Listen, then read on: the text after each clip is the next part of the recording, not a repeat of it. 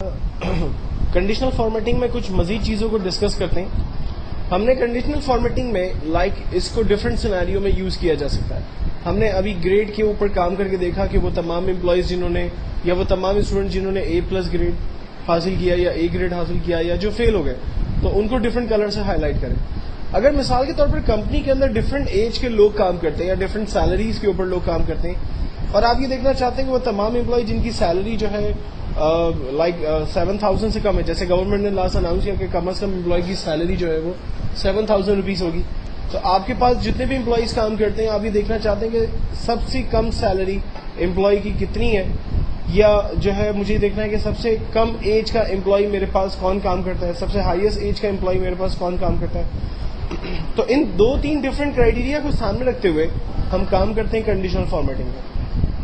यानी एक्चुअल में हम लोग बात कर रहे हैं इस वक्त न्यूमेरिक वैल्यूज के ऊपर। मुझे मालूम करना है कि टोटल में से वो तमाम स्टूडेंट जिन्होंने 200 से हाईएस्ट नंबर हासिल किए, मैं चाहता हूं कि कंप्यूटर उसे हाईलाइट कर दे। तो हम कंडीशनल फॉर्मेटिंग में जाते हैं और हाईलाइट के ऊपर काम करते हैं। The cell value is greater than, values जो है वो ग्रेटर दैन होनी चाहिए 200 से ज्यादा, और उनके कलर को फॉर एग्जाम्पल हम येलो कलर से रिप्रेजेंट करवा देते हैं।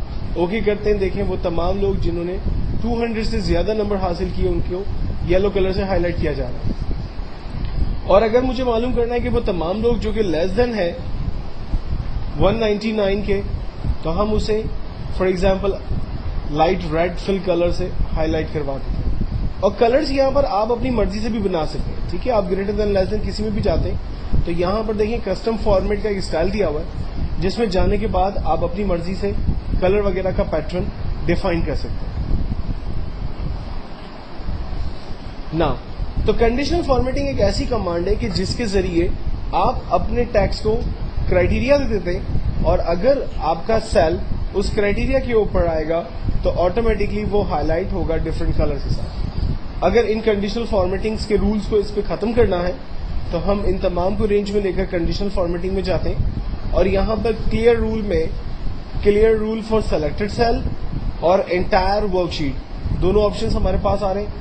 चूंकि इस वक्त मैंने रेंज बना ली है तो इसलिए मैं सेलेक्टेड सेल पे क्लिक कर दूंगा, अदरवाइज हम एंटायर सेल पे क्लिक करेंगे तो पूरी वर्कशीट पे जहां जहां पर हमने फॉर्मेटिंग सेल अप्लाई किए होंगे वो तमाम चीजें खत्म हो जाएंगी। देन हमारे पास कमांड है सेल के स्टाइल। देखिए अगर मैं चाह रहा हूं कि नेम या तमाम जो हेडिंग्स मैंने यहाँ यूज की है, इन हेडिंग्स के ऊपर डिफरेंट फॉर्मेट्स या स्टाइल जो यहाँ पर अवेलेबल है वो अप्लाई कर दूं, तो हम इन सेल्स में कलर्स वगैरह अप्लाई करते हैं। देखें इन तमाम के ऊपर वो कलर्स हाईलाइट हो गए हैं। तो किसी भी स्टाइल के ऊपर बने बनाए स्टाइल्स या फॉर्मेट में से हम वो स्टाइल उनके ऊपर अप्लाई कर सकते हैं। ये एक बेहतरीन कमांड है।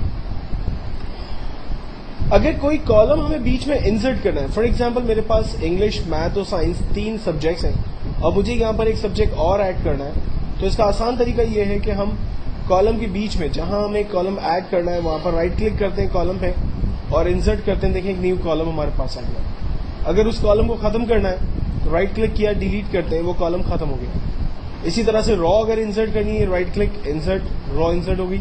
और अगर हमें खत्म करना है तो राइट क्लिक, डिलीट करते हैं, वो रॉ हमारी खाली खत्म हो गई। और अगर एक से ज्यादा कॉलम एक वक्त में चाहिए आपको, तो एक वक्त में ज्यादा कॉलम्स की रेंज बना लें, राइट क्लिक करें, इंसर्ट करें। ये देखें एक वक्त में ज्यादा कॉलम्स एक साथ आपके पास आ गए, और अगर आपको नहीं चाहिए तो एक साथ उन्हें आपने खत्म भी कर दिया। सेम चीज रॉ के अंदर है।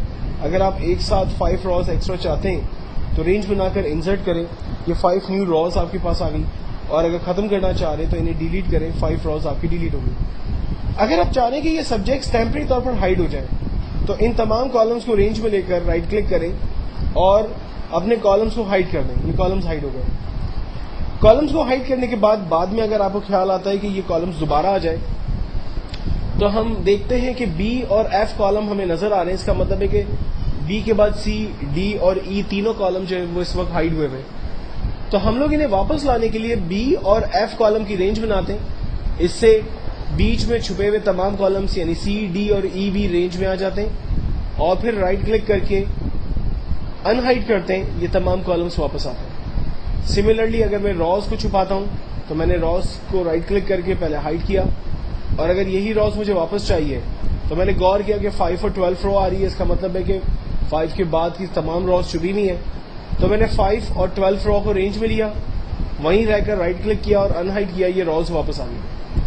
अब ये तमाम स्टाइल हमारे पास यहाँ मेन्यूज में दिए हुए। मिसाल के तौर पर मैं जिस जगह मौजूद हूँ वहां पर मुझे एक नया कॉलम ऐड करना है, तो इंसर्ट के अंदर जाते हैं, हमसे कहता है कि क्या चीज़ इंसर्ट करनी है, क्या आपको सेल इंसर्ट करना है, क्या आपको एक शीट पर रॉ इंसर्ट करनी है या कॉलम इंसर्ट करना है। मैंने कहा मुझे कॉलम इंसर्ट करना है, ये देखें एक नया कॉलम आ गया। अगर हम जहां खड़े वहां पर एक न्यू रॉ चाहिए तो हमने एक न्यू रॉ हासिल कर ली। डिलीट करना है तो हमने कहा कि इस पूरी रॉ को डिलीट कर दें। कॉलम को डिलीट करना है, हमने कहा पूरे कॉलम को डिलीट कर दें। और अगर आप चाह रहे हैं कि पूरी वर्कशीट डिलीट हो जाए तो आप इस पूरी वर्कशीट को भी यहाँ से डिलीट कर सकते हैं। वंस अगर आपने वर्कशीट को डिलीट कर दिया तो फिर अंडू से भी वो वर्कशीट वापस नहीं आ सकती। इस चीज को आपने ख्याल रखना है। और इसी तरह से इंसर्ट के अंदर अगर आपको न्यू वर्कशीट चाहिए तो आप यहाँ पर न्यू वर्कशीट को इंसर्ट भी कर सकते हैं, जबकि न्यू वर्कशीट को इंसर्ट करने के लिए हमारे पास एक आइकॉन भी मौजूद है। नेक्स्ट कमांड है हमारे पास फॉर्मेटिंग।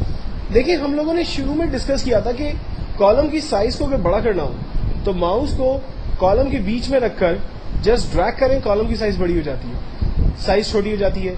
रॉ की साइज बड़ी कर सकते हैं, छोटी कर सकते हैं। वर्कशीट का नाम बदलना है, राइट क्लिक करें, रीनेम करें, वर्कशीट का नाम अपने हिसाब से जो भी आप रखना चाहें वो आप रख सकते हैं। ये सारी फैसिलिटी हमें यहाँ पर फॉर्मेट में मिलती है। जैसे रॉ की हाइट को बड़ा छोटा करना, उसको ऑटो फिट करना, कॉलम की साइज को बड़ा छोटा करना, उसे ऑटो फिट करना, शीट को रीनेम करना, शीट को लॉक करना।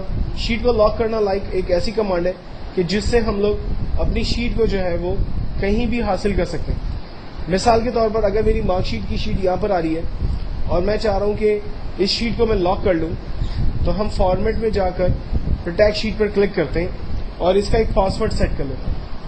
पासवर्ड सेट करने के बाद इसे कंफर्म करते हैं। ये मेरी मार्कशीट लॉक हो गई है।